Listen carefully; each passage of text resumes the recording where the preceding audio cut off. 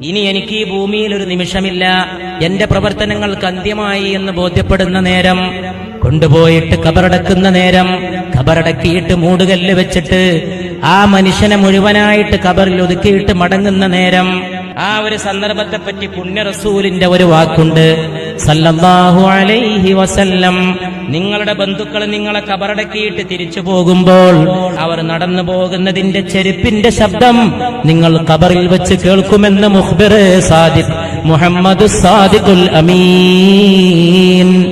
ഈ ഹദീസ് ആദ്യം കണ്ട ദിവസം എന്റെ ജീവിതത്തിലുണ്ടായ നടുക്കം ഇപ്പോഴും എന്റെ നെഞ്ചത്ത് താപം പോലെ നിലകൊള്ളുന്നു. എന്തൊരു ഹദീസാണത്, എന്തൊരു വാക്കാണത്! പോകല്ലേ എന്ന് പറയാൻ മോഹമുണ്ട്. എന്നെ ഈ മൺകൂടയിൽ ഒറ്റക്കാക്കിയിട്ട് പോവുകയാണോ എന്ന് വിളിച്ചു പറഞ്ഞ് കരയാൻ ആഗ്രഹമുണ്ട്. ഒറ്റക്കൊരു വീട്ടിൽ കിടക്കാത്ത മനുഷ്യനാണ്. രാത്രി സമയമായാൽ പേടിയാണ്.